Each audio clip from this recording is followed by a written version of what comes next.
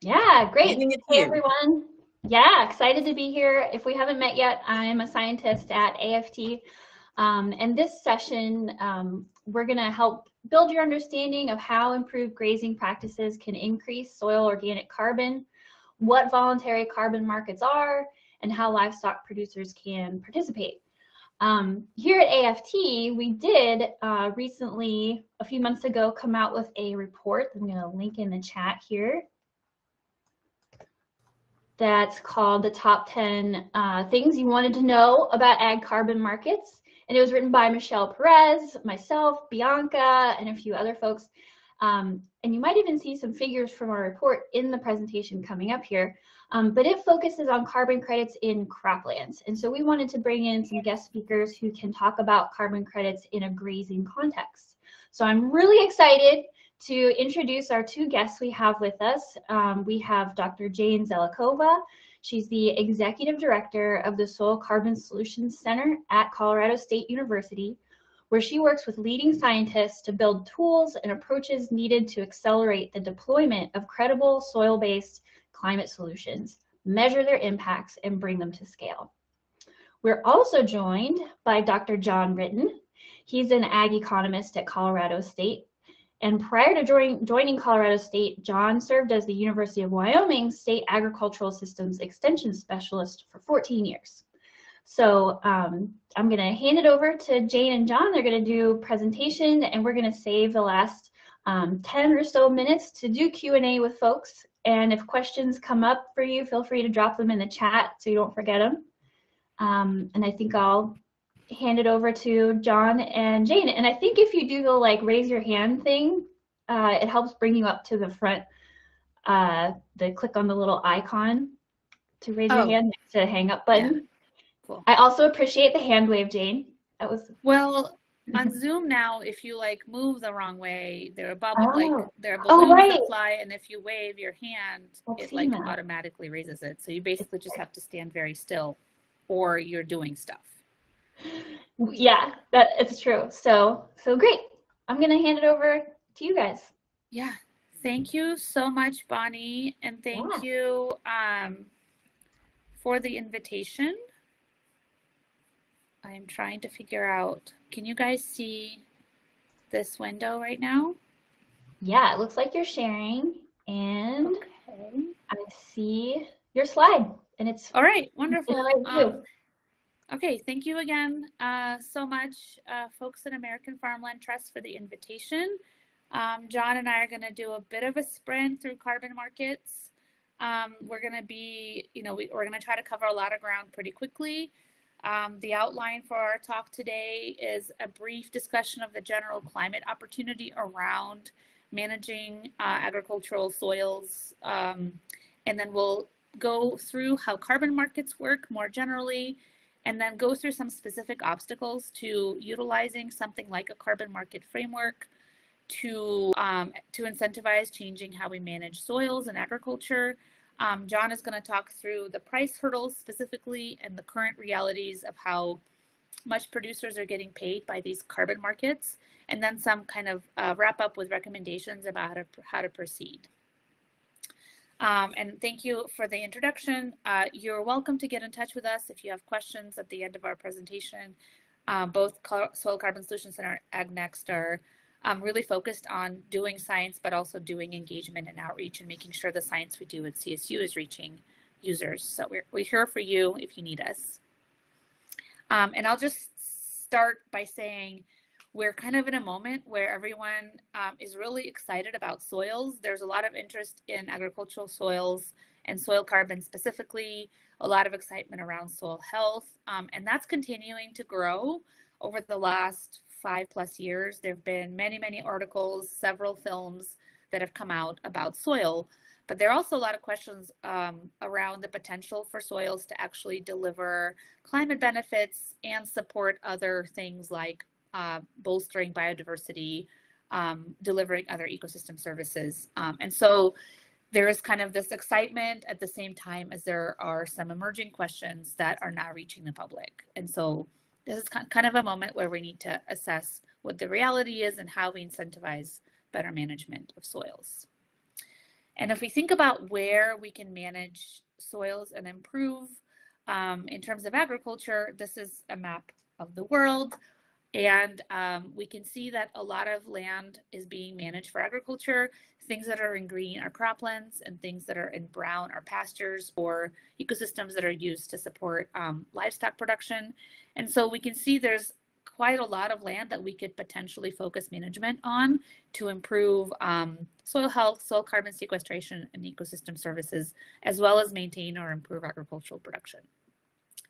And I know that a lot of folks in this particular session are interested in grazing management. So I want to talk a little bit about what the data tell us about the potential for improving grazing management if we want to increase soil carbon sequestration. And this is a paper that came out a couple of years ago from folks at Colorado State University, actually, that looked at a lot of different studies that have been published and looking specifically at changes in our carbon stocks and sequestration rates with different types of management. And I've circled specifically management related to grazing. And so there have been studies done on rotational versus no grazing. So there isn't really a significant impact of rotational grazing relative to no grazing. But if we compare rotational grazing to continuous grazing, there aren't as many studies, but the studies that have been done see a pretty positive impact of rotational grazing relative to continuous grazing. And that's the change in soil organic carbon stock. And if we look at changes in sequestration rate, there have been a lot of studies, and there's generally an improvement. When we improve the way that we graze animals, we improve the sequestration rates. But it takes about, well, in this case, 38.5. So it takes a bunch of years to get to the point where we see those positive impacts. And if we look at the average greenhouse gas reduction, emission reductions or removal rates relative to the area that's available for adopting better practices, grazing land management area, the amount of land that is available for us to improve those management practices is pretty vast. And even though the sequestration rates or the emission reductions are pretty low, just because there's so much area, we can have pretty large impact. And so this is where carbon markets come in. And before we dive into how people are setting up or thinking about carbon markets as a potential tool to incentivize better agricultural land management and better grazing practices, it's worth kind of stating that there is no single carbon market. And there are lots of different ways that we can incentivize and or create carbon credits. And so this is just a map showing that there are 170 different types of carbon credits that exist in different sectors, from forestry to renewable energy to household goods and community projects to chemical and industrial projects, energy efficiency, and agriculture and transportation. And so if we look at agriculture, which is the darker green, the three main areas where currently there are carbon credits being generated are related to sustainable agriculture, livestock methane emissions, and then grassland or rangeland management with a kind of emerging programs around cropland management. And so to give a little bit of context about soil carbon markets, it's worth kind of noting that this is not an exactly new idea. And so the idea of creating voluntary carbon markets to incentivize some set of activities related to greenhouse gas emissions has been around for almost 30 years. Started with generating offsets with the creation of the American Carbon Registry and the Chicago Climate Exchange, which lots of producers tried to engage with in the early 2000s and had varied experiences, including some negative ones. And so that's when the voluntary offset markets were kind of first stood up. And then some compliance markets were built in the late 2009, 2010, including in California and RGGI, which is in New England. And then there was kind of another boost or point of time where lots more carbon companies, carbon credit generating projects and carbon registries were stood up in about the year 2016. And we're at a point now where there's just so many more companies engaging in the space than when it first kind of arose. And so carbon markets in agriculture focus on kind of three main gases: nitrous oxide, carbon dioxide, and methane, and activities that manage, decrease, or avoid the emissions of those gases. With nitrous oxide, a lot of the activities focus on nitrogen management, or fertilizer management and reduction of inputs, or crop rotations, or biochar applications. And with carbon dioxide removal, there are activities like reducing tillage, implementing cover crops, applying compost and biochar, integrating trees into agricultural practices, or doing prescribed grazing or other types of grassland management. With the new, potentially, I haven't seen any carbon market programs actually do this yet, but putting solar panels on roofs, or putting solar panels out into agricultural context, aka agrivoltaics. On the methane side, there are kind of two major types of projects. There's managing the feed for the animals or the manure, and the use of anaerobic digesters, or there's alternative methods for growing rice, including wetting and drying rice to reduce methane emissions. And so the way a soil carbon market works is a farmer is going to learn about a particular program that usually happens by either curiosity of the producer or lots of knocks on the door from various carbon market companies who are trying to sign up producers into their programs. And then they, if the farmer or rancher is interested, they complete enrollment forms, sign contracts, and begin implementing the practices that they're getting paid to do. And now, depending on if they're signing up into inset or an offset market, they might be required to do different kinds of things. So an offset is something where a carbon credit is generated and it's purchased by an entity that is using it to offset emissions in their particular supply chain or directly emissions for their company. And so an example would be something that's outside of the ag industry. So if you are an industrial polluter and you're making plastics, for example, and you're trying to reduce your carbon footprint and you're not able to reduce it directly at your facilities, you can buy these carbon offsets and apply them to a carbon balance sheet, essentially, that you keep. And you can buy those carbon credits from farmers. There's currently no one regulating how those offsets are purchased and what kinds of offsets can be purchased. Slightly differently, in an inset is when a buyer is inside the industry that they're buying credits from. So an example of an input supplier or grain buyer or an agricultural supply chain company that's buying credits from farmers. And so either way, the farmer works with the project to compile data and estimate their greenhouse gas impacts, and then the activities that they do then yield to some sort of greenhouse gas reduction. And then there's a verification process. And then once that particular reduction is verified, or the practice change is confirmed, it's reported, the credits are sold, and then the farmer gets paid. So this is essentially how it works. And both of these figures I just showed are coming directly from the American Farmland Trust. So check out their publications because they've done a really good job. And so there are some tensions between the buyers and the sellers and the producers in the space around each of those entities' goals and what outcomes they're seeking. And a lot of those have to do with the permanence of the carbon credit that's being purchased and how that's related to land tenure, or who owns the land and for how long. And there's also a lot of tension around additionality, which John is going to talk a bit about, meaning that if the carbon payments did not come to the producer, that they would not have implemented the new practice. So, and the idea of additionality is that the carbon finance is the necessary ingredient that is needed in order for someone to change their practices from conventional to some other practice that is supposed to focus on climate mitigation. And if in the absence of that carbon finance, they wouldn't be able to do the practice. And that's usually really hard to prove because you don't know what people were or were not going to do. And there's also tension around early adopters and people that are already doing these good management practices and whether or not they're eligible to participate in these kinds of programs. And so the buyer is looking to buy carbon credits that have a lot of permanence or they're assured will stick around for something like 100 to 1,000 years. And that permanence relies on the farmer implementing those practices for the duration of that permanence. And so it's really hard for farmers and ranchers to assure that they're going to be doing something for 100 years.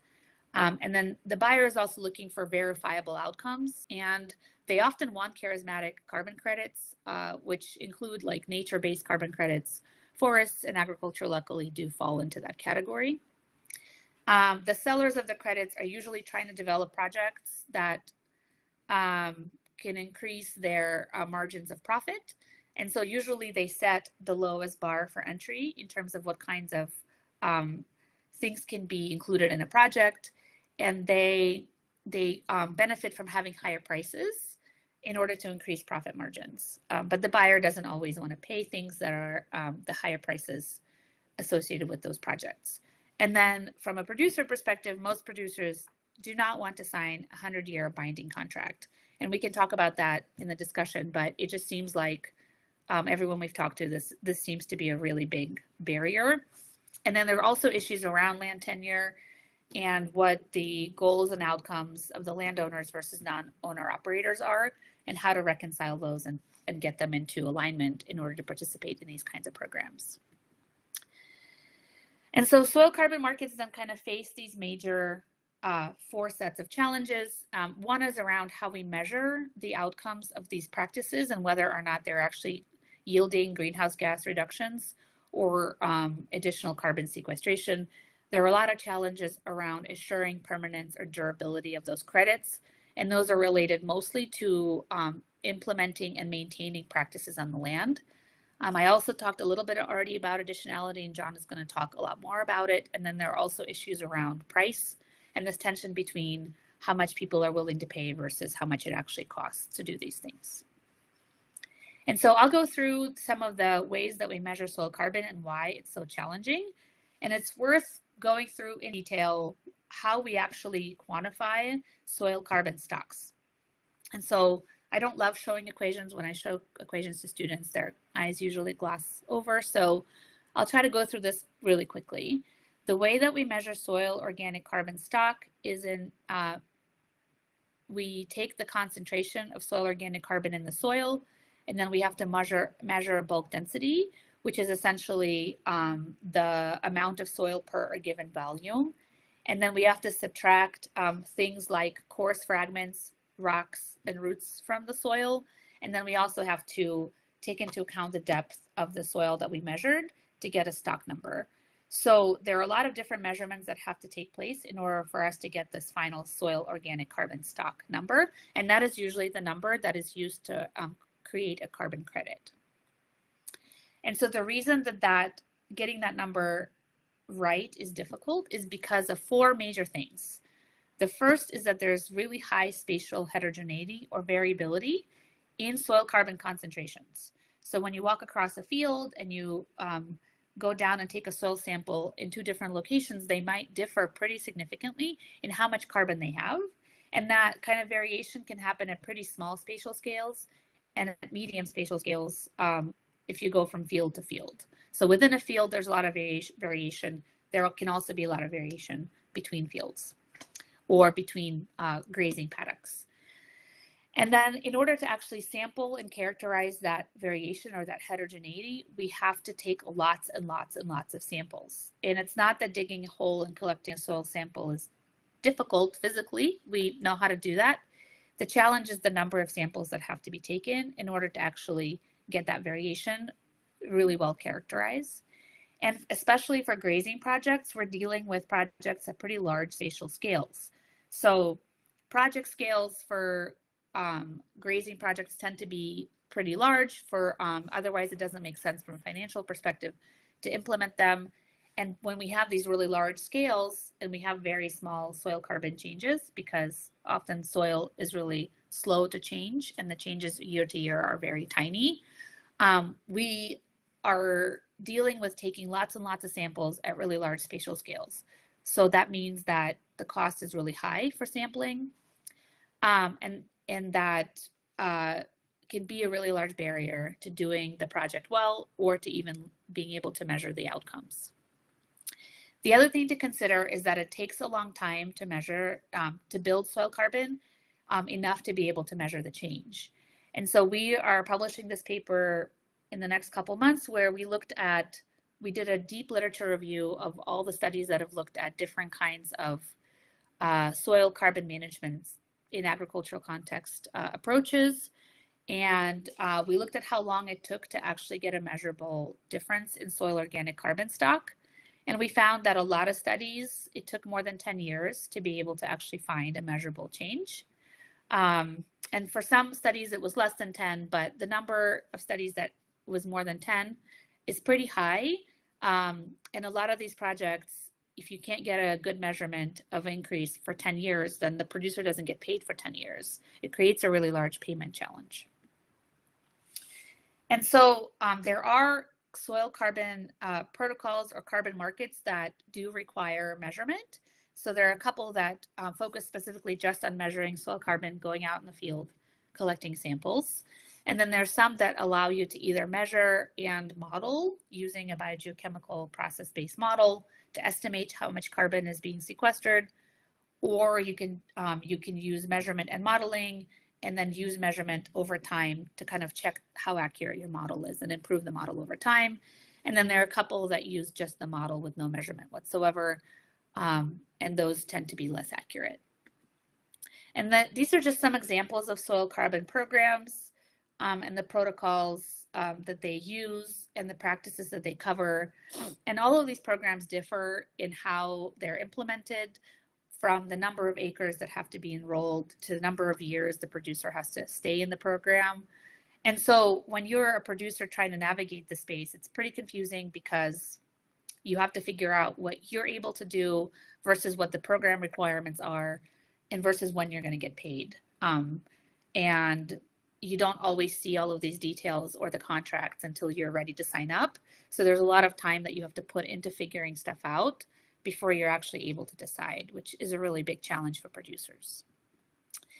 And looking at what is currently kind of on deck in the voluntary carbon market, there are 65 soil carbon projects currently undergoing verification or awaiting verification. So that's new projects that are going to get potentially verified and then sell credits. And then there are 43 additional projects that are currently under development across various carbon programs. So that's a lot of different people and different farms and ranches that are being involved in this soil carbon market space. But just to note that not all quantification approaches are made equal. A couple of years ago, I spent a few months reviewing all the soil carbon crediting protocols that have been out to date. And it was a pretty challenging and not fun exercise to read all of these different protocols. But then what we did is we gave them a ranking based on the rigor or how well they actually quantify the carbon, how well they meet the minimum requirements of additionality, how they address the durability or permanence questions, and then whether or not there are safeguards for ecosystems or communities where these projects are implemented. And then these projects got different kinds of ratings. And as you can see, most of these protocols have a pretty low rating, especially when it comes to quantification rigor. And I'll just note the few projects that have 3 bars for quantification rigor. The Australian measurement protocol is actually not a voluntary program. It's a compliance or regulatory program for the Australian government, so it has much more rigor. The B carbon protocol hasn't really been extensively used, and my current understanding is a lot of people are using a different protocol that were initially going to be using B carbon. So not a lot of use there. The FAO protocol has never been used to generate a carbon credit, and the Vera soil protocol that has the 3 bars has actually been discontinued because no one had ever used it because it was too rigorous and too hard to implement. And so some key takeaways from this section is that we need well-designed sampling strategies to reduce error because soils are so variable, and it maximizes our ability to detect any soil carbon change if it does happen. And we need to standardize methods for soil carbon quantification because a lot of different entities are doing things differently. Soil processing and analytical procedures I didn't really talk about, but there's a lot of variation in how people collect a sample, process it and analyze it, and that can introduce additional error for quantification. And if you have really small changes in soil carbon and you're using 2 different labs that quantify it differently, you might completely negate that change just by using a different lab. We need lots of direct measurements, but it's really expensive. And so the use of models might be warranted, but we have to make sure the models actually do a good job. And this is all to suggest that this creates a lot of issues around measurement and might impact the efficacy of carbon mechanisms and potentially undermine the trust in these markets if we don't even know how much carbon is being sequestered on any given plot of land. And I'll hand it over to John. John, just let me know to forward slides. Well, thank you. Do you want to take over and share? It's up to you. We're good. I'll just like point at you when we need to go. Go ahead and just advance it if you want. Good morning, good afternoon, wherever everyone is. As stated, I've been working in carbon markets for probably 15, maybe 20 years now. So kind of way back in the Chicago Climate Exchange days through current. And so some lessons learned I think that producers need to be aware about is specifically for rangelands, right? CO2 gets a lot of press, right? There's a lot of potential there, as James said, a large land mass, even though actual sequestration rates may be low on a per unit area. The question is how do we actually get more CO2 into the ground? And go ahead and hit next a couple more times, Jane. 2 more, 1 more. We should be good to get all there. Sorry, John. Sweet. So what is additional, right? And so again, it's not, a lot of people think whatever soil or whatever carbon accrues in the soil over a 5 or 10 year contract is what I should get paid for. But again, from the demand side, if I'm using these offsets to really offset my carbon emissions, I can only claim what's additional from the status quo or counterfactual had I not paid you to sequester carbon. And so additionality requirements vary by program. Again, there's a lot of variation in there. Again, whether it's modeled or measured, but really people are going to pay for the additional carbon from influencing carbon sequestration on rangelands. It's primarily through grazing alterations in your grazing management plan, typically a rotation plan. And so we need to be able to better quantify what that change is, or else it really impacts the price of that carbon, right? And so demand for carbon really is tied to how much trust we have that that carbon credit is real or it is additionality. And so go ahead to the next one if you would, Jane. The second challenge is once it's there, is it going to stay there? As Jane mentioned, you know, a lot of these are 100-year kind of minimums from the demand side. Really what we're trying to do is offset the warming potential that CO2 would have had it stayed in the atmosphere. So really we should be thinking about 1,000 years or so of storage, right? And we know that rangelands can be a great sink for carbon, but they're also a source at times, right? And so even over a 10-year contract, are we confident we're not going to have a drought and we blow off some carbon? Go ahead next, Jane, please. The other option is fire, right? Obviously, if we have a fire, we have initial blow off of carbon through smoke, but then we also have bare ground that could be a challenge until we get some more moisture, specifically in the Western United States. And so are we confident that we can, one, sequester additional carbon than the status quo? And as we saw, that kind of grazing versus non isn't huge. Rotation versus continuous grazing can be dependent on where you're at. But then how long will it actually stay there? Go ahead and hit next a couple more times. Let's go 2 more. 1 more, please.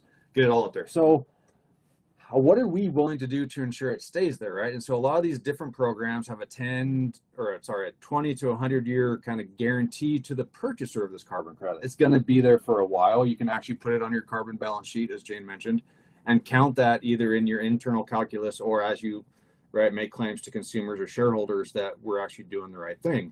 And so to get around that, a lot of these aggregators will actually hold back a buffer stock, right? So to get to what's called non-attainment risk, if we actually don't store the carbon that we promised when we signed this contract, those typically range from 10 to 20% of the carbon credits are held back until the end, until we can go out and verify that the carbon is in fact there, which has some pretty big implications for pricing, right? So are we actually pricing it in the year it was stored, so the vintage of the carbon, or is it priced at the end? Because there's been some pretty wild fluctuations in prices over time. Go ahead, Jane, next slide, please. Hit twice, there we go. Go back, there we go. And so a lot of these contracts too, what a lot of producers don't understand when they start to look into this is there's kind of this contract for actions, right? I'm gonna sign a 5 or a 10-year contract to do some grazing management alterations in order to sequester additional carbon.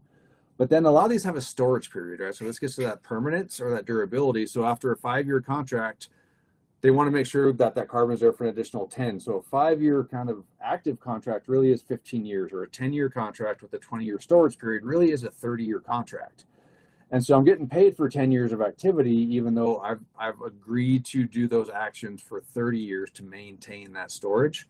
And then federal lands gets a lot of talk too. So again, a lot of that map that Gene showed early on in the Western United States, a lot of that rangeland is actually federally owned, right? And so current law would suggest that carbon credits accrued to federal lands, any revenues associated with that will currently go back to the federal treasury. And so I'm curious to see how the regulations that were announced or at least discussed in the last couple of days with how we can have conservation leases on top of oil and gas lease, how that might change that statute. But current statute would imply that any credits accrued on federal lands in fact belong to the treasury and not to the producer that generated those credits through their grazing management. So we'll talk real quick here about some prices. Go ahead, Jane. This is some work we actually published about 10 years ago. This is based on the Chicago Climate Exchange. I'm going to show the values there from the upper right-hand corner. A lot of the actual contracts vary that I've seen. Some of them, as Jane said, are measurement based. And so it's on either the producer to pay for soil test at the beginning and the end of that contract. Sometimes it's the aggregator. Sometimes it's the company that's buying those offer insets. And those can range as high. I've seen $15 per acre at the beginning and end of the contract. So there's some pretty significant costs that may fall on the producer to cover. We've got some pretty low costs here, right? So we've got a 10% fee. Some of these are actually $1 per acre, $1.50 per acre is what the aggregator takes. Again, the verification fee in this case is 25 cents per hectare, whereas in some of these contracts, it's $15 per acre at the beginning and end of the contract. Trading fees here are relatively low. And then here we have a reserve pool. We held back 20% of every credits and then every year of the credits generated and then sell those at the end. At the current price for those vintage carbon credits. So what is it actually, what's the value of carbon? Go ahead and hit next a couple times if you would, Jane. In 2022, the average price for agricultural carbon was $4.31. This is land-based carbon. This includes more than just ag lands.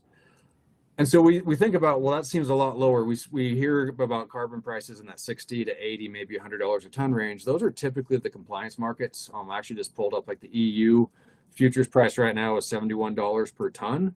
But the nature-based carbon offset price, like the type that Verity uses in the NGO program, is right now $1.41. So the current price is actually about a third of what I presented here. If we run that through and assume about a quarter of a ton per acre sequestration for implementing a rotational grazing scheme, I'm going to generate about 89 cents in value per acre per year over a 5-year contract, right? And so that doesn't even include the 10 years of maintaining that rotation past the 5-year contract. Chicago Climate Exchange did, in fact, again, it was a model-based market. They did require verification of practices, not necessarily soil outcomes. They said if you enrolled degraded rangelands, you could actually about triple that. So about 0.67 tons of carbon per acre per year. Go ahead and hit next. That would jump us up to just over $2 per acre per year in payments. If we look at the current California prices, again, using their compliance market, which these credits actually wouldn't qualify for, about $35 per ton, we get into about $7 an acre. So now that maybe makes some sense for a producer to engage in that. But again, hit next one more time, Jane, please. We need to actually run these revenue streams through the different costs of each of those potential contracts we might sign based on where we're at and which program is looking to enroll producers. So again, aggregation fees, trading fees, verification fees all vary by program and by aggregator. We actually ran it through. So again, some of those modeling outcome-based markets use the Comet Farm tool based here at CSU. Go ahead and hit next. We ran it through the Comet Planner to look at this was a talk we gave in Colorado. So I kind of picked 4 counties in the quarter of Colorado. Eastern portion of the state has more precipitation, potentially more carbon sequestration. Western part's really dry. And if we look at what Comet Planner would expect in terms of additionality, going from a season-long continuous grazing to a rotation grazing, none of the expected outcomes are even as high as what CCX projected 10 years ago for us. In fact, some of those in the western part of the state, we could actually see losses in carbon. And so there's a lot of concern there. Again, there's a lack of trust that we're actually going to store the carbon, which is why a lot of these land-based carbon prices are lower than what we see published in whether it's popular press or specifically in compliance markets. We've actually looked at in Northeast Colorado, what would it take to implement a rotational grazing scheme compared to a continuous season long using just yearling steers, so a lot easier to implement than with breeding stock and cows. Go to the next slide if you would, Jane. We've looked at a bunch of different scenarios as baselines. Hit next one more time for me if you would. We actually see that there's added cost of about 50 cents to almost $4 per acre to implement this. And in one of the breakouts I was on right before this, a lot of those costs are covered, right? So we've got infrastructure costs that can be fencing, whether that's permanent, 3-stand barbed wire or electric fence. We also have water infrastructure that was mentioned in there as well, not just irrigation, but if we have increased stock density of 10x, we need to have larger water tanks to get through the heat of the summer. And then we have labor in there as well. Checking cattle as well as moving cattle can increase that cost. So again, we've got cost of 50 cents to $4 per acre. That's not the only cost of this system. Go ahead and hit next if you would, please, Jane. We've done this now. We've actually got 10 years of data. These are the last 4 that we had. I'm actually currently analyzing the next 4 after this. But the trends hold. We actually have reduced animal performance in this rotation. Because, right, one of the ideas behind the carbon markets and implementing a rotation is we more fully utilize the forage resource base, therefore we implement faster regrowth and we get more plants growing, which sequesters more carbon. But by doing so, we're forcing animals to eat less productive, less nutritious forage, at least in the early years. And this is held for the first 10 years of this study, right? Colorado is semi-arid. We don't have a lot of changes in annual forage production through stimulating by rotational grazing yet. This might change, as Jane pointed out, 30, 40 years down the road, we could see some benefits potentially, but right now we haven't seen it. And so we've actually reduced revenue of $1.34 per acre per year as part of this experiment. Go ahead and hit next if you would, please. So therefore, we've actually had about a $2 to $5 negative impact in terms of increased cost and decreased revenue of implementing rotational grazing in Northeast Colorado. And so this is what I would consider, this is the cost of obtaining that additionality, right? It's not just the cost of infrastructure and movement, but also decreased animal performance. And so if I'm a producer, I really need to offset that amount, right? And then how is that cost going to be, right, covered by the prices and the credits generated and received? And that's really, really variable, right? And so how much and how and where and when will that carbon be stored? So a lot of these costs are upfront. Or if I'm going to put in infrastructure, I need to pay for that now. I may not get paid for 5 or 10 years from a carbon market anyways, even if it is able to cover that cost. And in the cases we've seen, it typically isn't, and carbon prices vary a lot. There's 2 things I want to point here. Go to the next slide, please, Jane, and then I'll be done. Happy to answer questions. This just came out earlier this year. This is where EPA thinks that carbon sequestration is likely to come in the coming decades. Carbon sequestration is kind of on the right in both of those. In the lower payment range, we could probably see some soil carbon sequestration contributing to reducing our greenhouse gas inventories. But as prices go up, we really start to see more investment in forestation, more so than soil carbon sequestration. That includes both crop and rangelands. And so carbon credits really are kind of a short-term bridge until we reduce our emissions. And it seems like the soil carbon stuff is kind of even a short-term bridge. Once carbon prices go up, we start to see more kind of long-term durable projects like forestation. The other thing that worries me, hit next one more time, please, Jane. This just came out in last month, is that there was a lot of hope that corporations would start to bid up the price of these carbon credits as they start to report their Scope 3 emissions. So Scope 1 emissions, if you don't know, is an individual corporate or business's direct emissions. Scope 2 is the emissions tied to their energy use, whether electricity or fuel. Scope 3 is everyone else in their supply chain. There was a push to have Scope 3 emissions part of their SEC filings, so then every company would have to report the greenhouse gas emissions of their entire supply chain. As of last month, Scope 3 emissions are no longer going to be required, so that's probably going to push down demand for these sorts of credits, both insets and offsets, which would have downward pressure on prices, we think, going forward. So again, I don't expect to see a lot of increase in prices until we get to some sort of compliance market. And a lot of these sorts of projects aren't typically allowed to play unless they have very stringent measurements. And I'll pass it back to you, Jane. Thank you. Thanks, John. So just to kind of wrap it up, when we talk, people have done studies and talked to producers that are engaging with these markets, and farmers express concerns about the convoluted, burdensome, and unpredictable nature of receiving offset credits, and emphasize that they were implementing practices for their own business interests and sustainability concerns, not the financial incentives of the generation of a carbon credit. Meaning, like, most of these people participating in these programs today probably are not additional if they were going to be doing it anyway. But even so, there are still a lot of concerns about just participating in these programs and how challenging it could be from a just data and management perspective. And so to wrap up, we have some recommendations. Number one is just to ask a lot of questions about the program, how it's actually implemented, how long they're on the hook to be doing things. If you can compare across different programs, look at different prices, look at the rules, total contract lengths, not just the crediting length, and then ask who's paying for the soil sampling if that's part of the program. And then consider some of the opportunity risks for future participation in other programs. Some programs make you ineligible for participation in other programs in the future. Also thinking about non-attainment risk and data ownership, which I think should be a major question that all producers ask when they sign up to be in a program. So thank you so much for taking the time. Again, John and I's emails are here. Our colleague Megan McMuller wasn't able to make it today, but she works on these topics as well, and especially from a soil carbon measurement perspective. So feel free to reach out to any three of us, and we'd be happy to keep the conversation going. Wonderful. Thank you both so much. I know I learned a lot from that and have a bunch of questions, but I want to let other folks ask questions first. Shelly, did you have your hand up, or was that? That was an accidental hand raise. Was that maybe a clapping instead? Yes. Hand raise? Yeah. Yeah. Apologies. Sorry. No, that's welcome. Karen, you want to unmute and ask your question? Thanks for the presentation, Jane and John.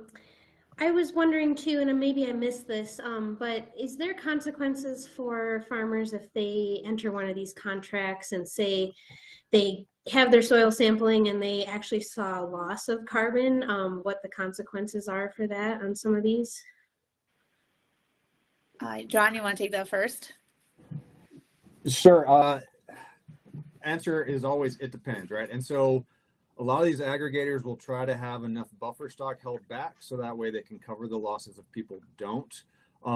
I've seen a contract that says you are not on the hook if you don't, for like acts of God, right? So if I have a drought or a fire and that carbon goes away, but at some point in time, if someone has paid for that carbon credit, right, and they do not deliver, right, it is a legally binding contract, someone has to offset that. Typically that's done at the aggregator stage, right, where we get a whole bunch of farmers together, hopefully across geography, so we offset some of those places that might actually have additional carbon storage and places that have losses or not enough to meet the requirements.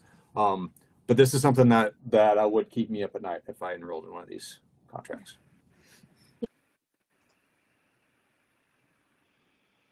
Jane, do you want to add anything? No, I think the only other thing to consider is thinking about how the baseline for the project is set. So for example, you might be in an ecosystem that is generally losing carbon, and that the baseline is dynamic to be able to like capture that loss. But then due to your management, you're losing less carbon than would otherwise be lost. You can get credit for that, even if you lost carbon. Yeah, sorry, there's a hand up, but I can't tell. Yeah, so that's Jake. I just want to note before we take Jake's question that we do also have scheduled a bio break right now. So if you need to do that before our next session starts at the top of the hour, go ahead. But we'll keep doing some Q&A here for another few minutes. So Jake, why don't you go ahead? Thanks.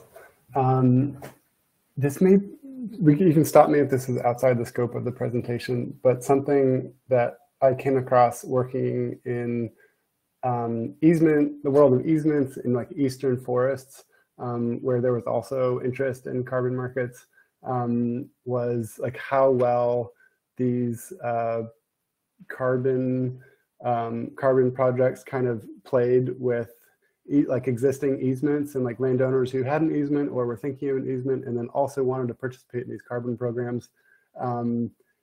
Just wondering what best practices have come up for you, if any, about like how well those work together and things to look out for. Yeah, I can maybe answer real quick. I know of some grazing programs or folks that are participating in a carbon program for their grazing operations that also have a conservation easement on their property.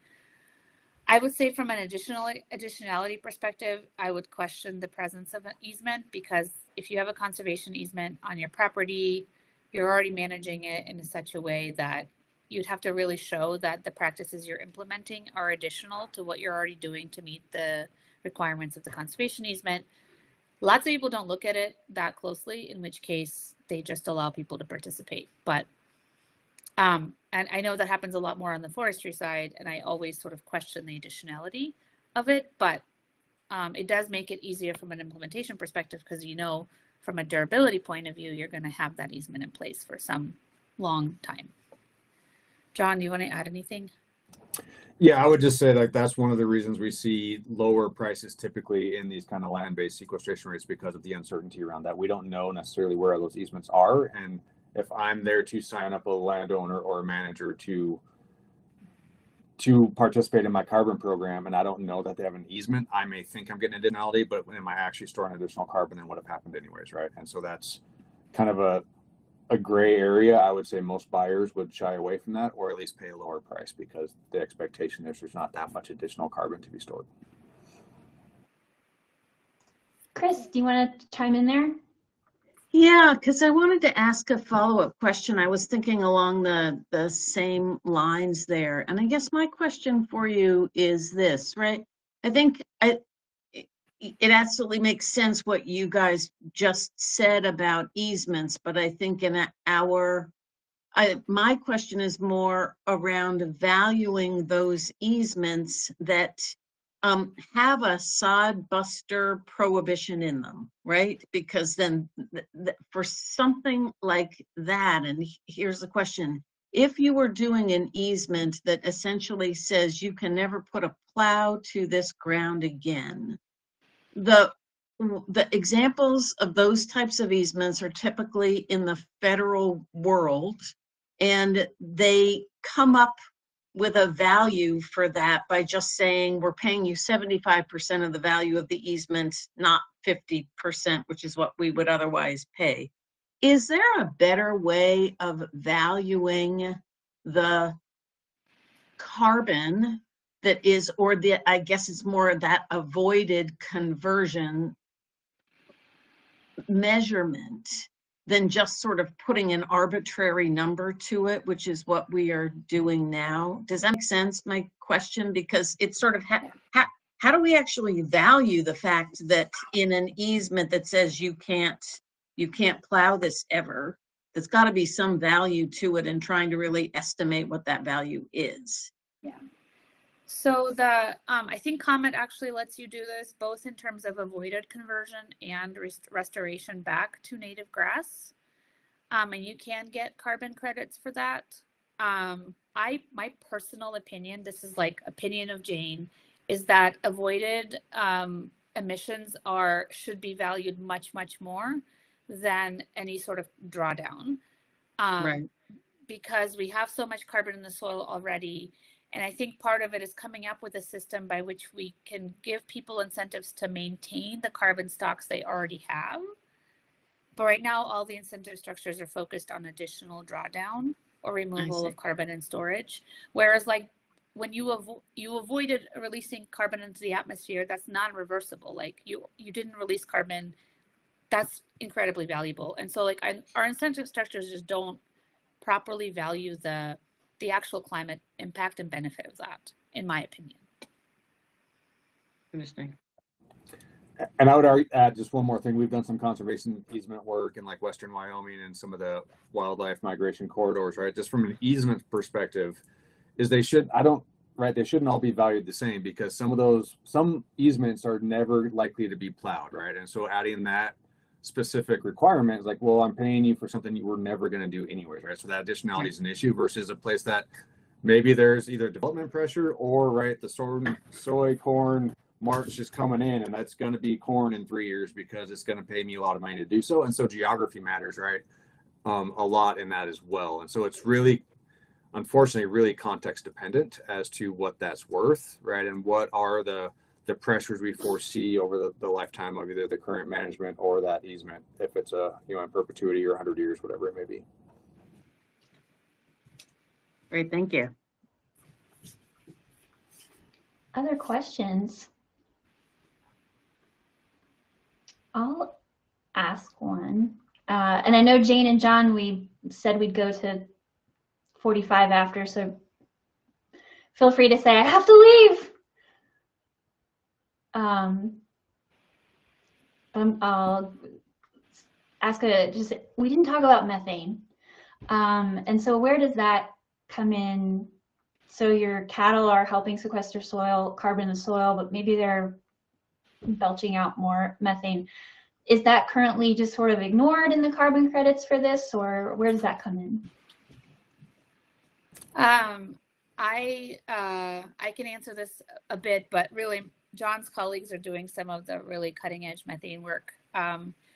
So right now the methane emissions are not accounted for in these rotational grazing protocols. They either use standard sort of emission factors associated with like the number of livestock you have, but there are studies that show that when you do graze cattle out on the prairie, they can actually have higher emissions than if you feed them in a feed yard. So I think it again is context dependent. That's the most unsatisfying answer, but no, they're not currently accounted for.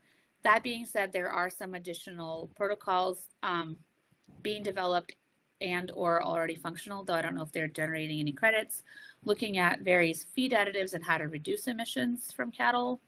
So there are like different ways to engage with that methane emissions space.